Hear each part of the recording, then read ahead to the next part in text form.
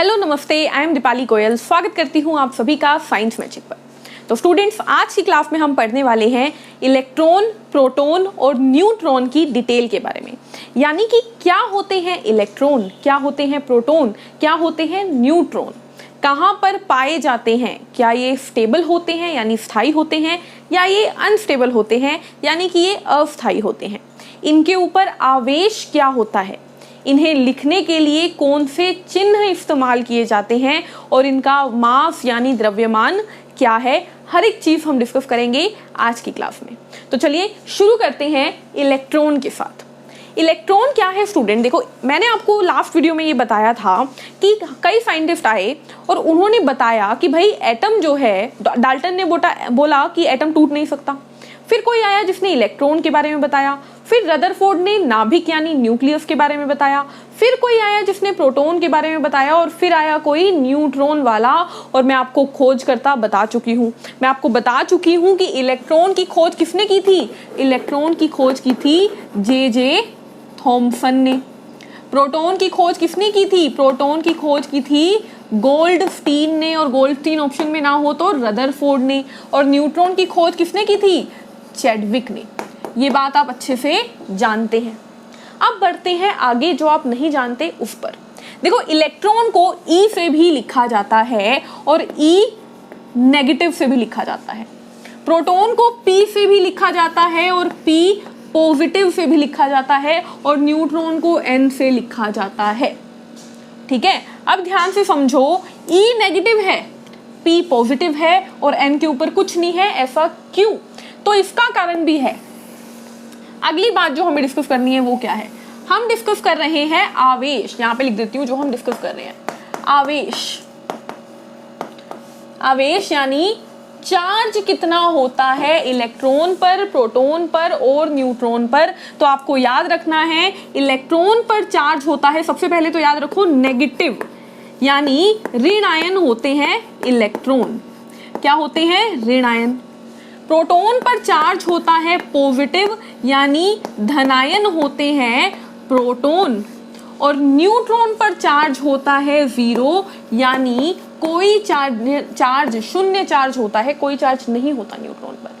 अब इनकी मात्रा देखो तो देखो, इलेक्ट्रॉन पर चार्ज होता है 1.6 इंटू 10 की पावर -19 कूलम्ब। लेकिन ध्यान से देखिए, इस 1.6 के आगे मैं माइनस लगा रही हूं क्योंकि इलेक्ट्रॉन पर क्या होता है? Negative charge.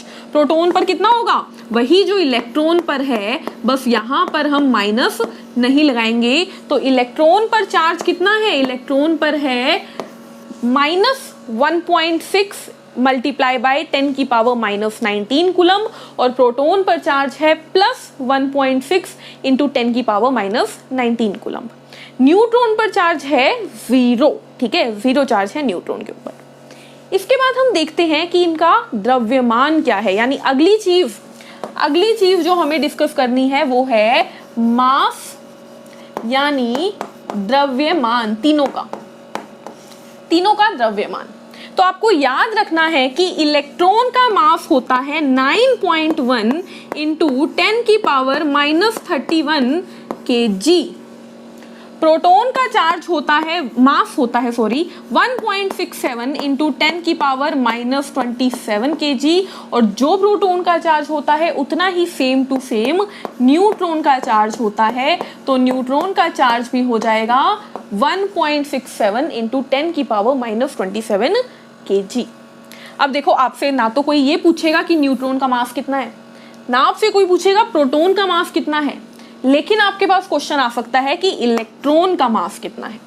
और साथ ही साथ एक और क्वेश्चन आएगा एक और, वो क्या है कि इलेक्ट्रॉन और प्रोटॉन की मास की रेशो क्या है,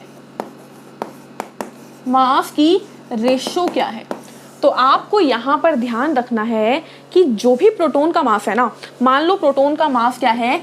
x है, तो इलेक्ट्रॉन का मास प्रोटॉन के मास का 1837वां हिस्सा होता है। ठीक है, कई बार लिखा होता है 1840वां हिस्सा भी लिखा होता है, यानी प्रोटॉन जो है वो इलेक्ट्रॉन से 1837 गुना ज्यादा भारी है। समझ में आ रहा है? तो प्रोटॉन का मास अगर मैं x की जगह p ही लिख दूं तो ज़्यादा इजी हो जाएगा आप लोगों को कि इलेक्ट्रॉन का मास कितना है प्रोटॉन का 1837वां हिस्सा। ठीक है, मैं बात कर रही हूँ द्रव्यमान की। ठीक है, तो ये वाली बात भी क्लियर है आप लोगों को कि इलेक्ट्रॉन, प्रोटॉन और न्यूट्रॉन का मास क्या है। अब बढ़ते हैं अगली बात के ऊपर। अगली बात जो हमें डिस्कस करनी है स्टूडेंट्स वो ये है कि इलेक्ट्रॉन एटम में यानी परमाणु में कहाँ पर होते हैं, प्रोटॉन परमाणु में कहाँ पर होते हैं और न्यूट्रॉन परमाणु में कहाँ पर होते हैं। तो चलिए पहली एटम की क्लास पर और सोचिए, मैंने आपको बताया था कि डाल्टन को गलत साबित किया एक साइंटिस्ट ने ये बोलकर कि भाई एटम के अंदर तो इलेक्ट्रॉन होते हैं, और फिर एक साइंटिस्ट आया जिसने बोला कि भाई इलेक्ट्रॉन ही नहीं न्यूक्लियस भी होता है, और फिर और साइंटिस्ट आए जिन्होंने बोला भाई न्यूक्लियस के अंदर प्रोटॉन और न्यूट्रॉन भी होते हैं। तो समझ में आ रहा है प्रोटॉन और न्यूट्रॉन कहाँ पे हैं, न्यूक्लियस के अंदर। तो लिख दूं मैं जगह, न्यूक्लियस के अंदर यानी नाभिक में होते हैं प्रोटॉन, और उसी तरीके से न्यूट्रॉन भी कहाँ पे होते हैं, न्यूक्लियस के अंदर यानी नाभिक में। ठीक है, मैं बता रही हूँ जगह के बारे में यानी पोजीशन के बारे में। अब मैं बात करूं इलेक्ट्रॉन की, तो देखो जैसे जैसे मैं आपको एटम का मॉडल समझाऊंगी ना, आपको बहुत अच्छे से समझ में आ जाएगा कि इलेक्ट्रॉन कहाँ होते हैं। अभी के लिए आप याद कर लो कि जो एटम होता है ना वो कुछ इस तरीके का दिखता है। देखो बीचों बीच होता है क्या, बीचों बीच होता है न्यूक्लियस, और न्यूक्लियस में कौन होते हैं, प्रोटॉन और न्यूट्रॉन। और इस न्यूक्लियस के चारों तरफ स्टूडेंट्स कुछ कक्ष पाए जाते हैं, कुछ कमरे पाए जाते हैं, ये मान लो, और इन कमरों में पड़े होते हैं कौन, इलेक्ट्रॉन पड़े होते हैं। ठीक है, कुछ इस तरीके से। तो आपको बस ये ध्यान रखना है कि इलेक्ट्रॉन कहाँ पे होते हैं, कुछ कक्षों के अंदर, जिन्हें इंग्लिश में बोलते हैं ऑर्बिट या इन्हीं को बोलते हैं शेल। ठीक है, कुछ कमरे जो हैं उनके अंदर होते हैं इलेक्ट्रॉन। और एक आखिरी चीज जो आपको याद रखनी है वो क्या है, वो ये है स्टूडेंट्स कि जो इलेक्ट्रॉन होते हैं ना इस एटम में, ये कभी भी ना एक जगह पे टिक के नहीं बैठते, इलेक्ट्रॉन घूमते रहते हैं। यानी इलेक्ट्रॉन क्या होते हैं, ये अनस्टेबल होते हैं यानी अस्थायी होते हैं, एक जगह पे टिक के नहीं बैठते, पूरे एटम में घूमते रहते हैं। यानी कि मान लो मैंने ये इलेक्ट्रॉन बताया आपको, ये इसी कक्ष में घूमता रहेगा, ऐसे ये वाला अगले कक्ष में घूमता रहेगा, तो इलेक्ट्रॉन घूमता रहता है, अनस्टेबल होता है। जबकि प्रोटॉन जो है वो टिक के आराम से न्यूक्लियस में बैठा रहता है, इसीलिए वह स्थायी है। और उसी तरीके से न्यूट्रॉन भी टिक के आराम से कहाँ पे बैठा रहता है, न्यूक्लियस में, इसीलिए वो भी स्थायी होता है। क्लियर है बात? तो ये थी कुछ बातें जो कि आपको इलेक्ट्रॉन, प्रोटॉन और न्यूट्रॉन के बारे में याद रखनी बहुत बहुत बहुत जरूरी है। रिवाइज कर लेते हैं, फिर कुछ नई चीजें बताऊंगी। क्या है इलेक्ट्रॉन, प्रोटॉन और न्यूट्रॉन? इलेक्ट्रॉन की खोज की जे थॉमसन ने, प्रोटॉन की खोज की गोल्डस्टीन ने, गोल्डस्टीन ऑप्शन में ना हो तो रदरफोर्ड ने, न्यूट्रॉन की खोज की चैडविक ने। फिर हमने बात किया कि इलेक्ट्रॉन को ई से भी लिखते हैं और ई नेगेटिव से लिखते हैं, प्रोटॉन को पी से लिखते हैं और पी पॉजिटिव से लिखते हैं, न्यूट्रॉन को एन से लिखते हैं। ई नेगेटिव मतलब इलेक्ट्रॉन पर नेगेटिव चार्ज यानी धनायन आवेश, पी पॉजिटिव मतलब प्रोटॉन पर पॉजिटिव चार्ज यानी धनायन आवेश, इलेक्ट्रॉन पर ऋणायन आवेश, और न्यूट्रॉन पर शून्य चार्ज। कितना चार्ज इलेक्ट्रॉन पर? -1.6 इंटू 10⁻⁻19 कूलम्ब। प्रोटॉन पर +1.6 इंटू 10⁻⁻19 कूलम्ब और न्यूट्रॉन पर 0। द्रव्यमान की बात करो तो इलेक्ट्रॉन का द्रव्यमान 9.1 इंटू 10⁻31 kg, प्रोटॉन और न्यूट्रॉन का कितना है 1.67 इंटू 10⁻27 kg। इलेक्ट्रॉन प्रोटॉन के भार का कितना हिस्सा है? 1837वां हिस्सा यानी 1837 टाइम्स हल्का है वो प्रोटॉन से। फिर हमने बात की कि इलेक्ट्रॉन कक्षाओं में घूमता है परमाणु के अंदर, प्रोटॉन और न्यूट्रॉन परमाणु के नाभिक में बैठे रहते हैं। तो इलेक्ट्रॉन अनस्टेबल हुआ क्योंकि वो घूमता रहता है, प्रोटॉन और न्यूट्रॉन स्टेबल हुए क्योंकि वो टिक के बैठे रहते हैं। समझ में आई इतनी बात? अब हम बात करेंगे कुछ और पार्टिकल्स की जो कि इन तीनों से हटके हैं। देखो इन तीनों के बारे में सबने सब कुछ बता दिया, ठीक है, साइंटिस्ट ने बहुत कुछ बताया कि इलेक्ट्रॉन ये है, अगर स्क्रीनशॉट लेना है तो ले लो, ठीक है। अब क्या है, देखो साइंटिस्ट ने बहुत कुछ बताया कि ठीक है भाई इलेक्ट्रॉन हो गया, प्रोटॉन होगा, न्यूट्रॉन हो गया, ठीक है, जे थॉमसन ने बोल दिया, गोल्डस्टीन ने बोल दिया, रदरफोर्ड ने बोल दिया, चैडविक ने बोल दिया, ठीक है। बट उसके बाद ना कुछ नए कण देखने को मिले। जो कि आपको मैं बताऊंगी। पहला जो कण है जो आपको याद रखना है वो है पॉजिट्रॉन। देखो आप लोगों ने ना इनके नाम सुने होंगे लेकिन डाउट रहता होगा, ठीक है। तो पहला कण जो हम डिस्कस करेंगे वो है पॉजिट्रॉन, ठीक है। फिर मैं आपको बताऊंगी न्यूट्रिनो के बारे में, न्यूट्रिनो। फिर मैं आपको बताऊंगी बोसोन के बारे में, बोसोन। और फिर मैं आपको बताऊंगी मीसोन के बारे में, ठीक है। इनके ऊपर चांस है कि 1 नंबर का क्वेश्चन पूछ लिया जाए, तो मैं आपको चारों के बारे में बताऊंगी, ठीक है। पहला क्या है? पॉजिट्रॉन, दूसरा न्यूट्रिनो, तीसरा बोसोन और चौथा मेसोन। पहले बोसोन की बात कर लेते हैं क्योंकि ये बहुत छोटा है। बोसोन क्या है? एक कण है। ये चारों ही पार्टिकल्स हैं, जैसे इलेक्ट्रॉन है, प्रोटॉन है, न्यूट्रॉन है, वैसे ही ये भी कुछ कण हैं छोटे छोटे। आपको बोसोन के बारे में बस इतना याद रखना है कि बोसोन की खोज की थी सत्येंद्रनाथ बोस ने।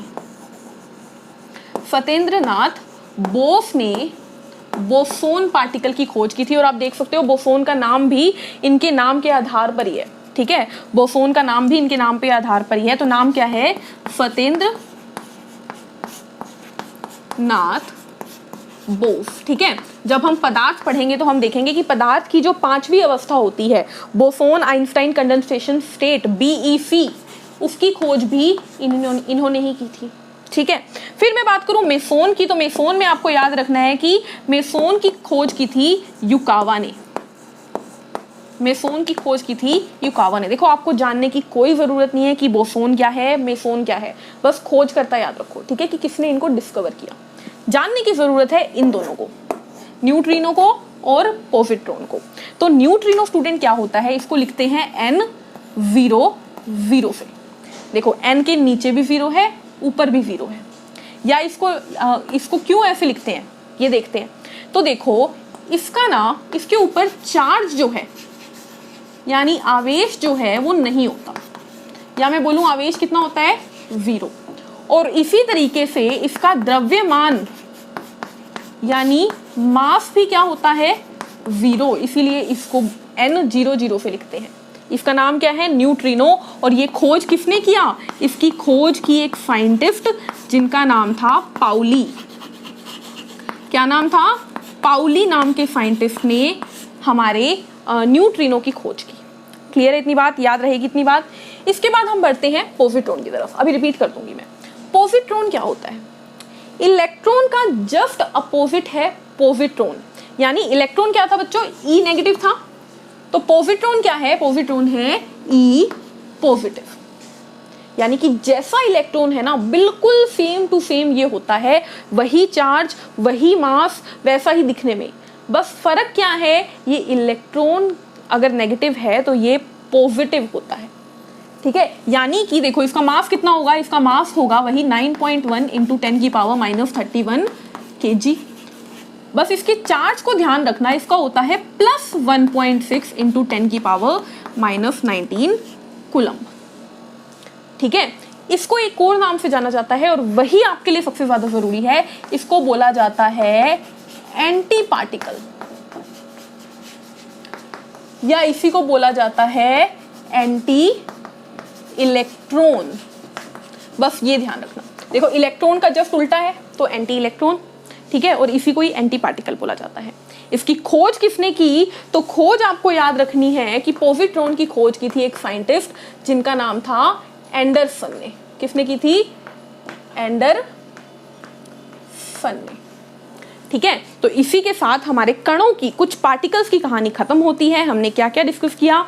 इलेक्ट्रॉन, प्रोटॉन, न्यूट्रॉन की डिटेल डिस्कस करी और फिर वो रिवाइज करी। अब हम देखेंगे 4 पार्टिकल्स। पहला पॉजिट्रॉन, जिसे एंटी पार्टिकल और एंटी इलेक्ट्रॉन कहा जाता है क्योंकि ये जस्ट अपोजिट होता है इलेक्ट्रॉन का। जितना इलेक्ट्रॉन का भार उतना ही इसका द्रव्यमान, बस इलेक्ट्रॉन नेगेटिव, ये पॉजिटिव।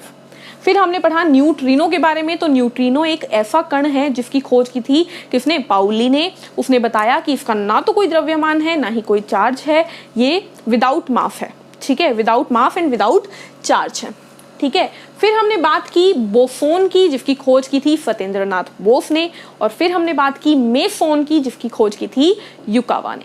तो इसी के साथ हमारे कण यानी पार्टिकल्स जो हैं वो खत्म होते हैं। मिलेंगे नेक्स्ट वीडियो में जिसमें हम डिस्कस करेंगे आगे की डिटेल, यानी एटॉमिक मॉडल डिस्कस करेंगे। हम जानेंगे कि एटॉमिक नंबर क्या होता है, एटॉमिक मास क्या होता है, एटॉमिक सिंबल क्या होता है, हर चीज जानेंगे। मिलेंगे नेक्स्ट वीडियो में, तब तक के लिए चैनल को लाइक कीजिए, शेयर कीजिए, सब्सक्राइब कीजिए, टेलीग्राम चैनल को सब्सक्राइब कीजिए। Take care, thank you, bye bye.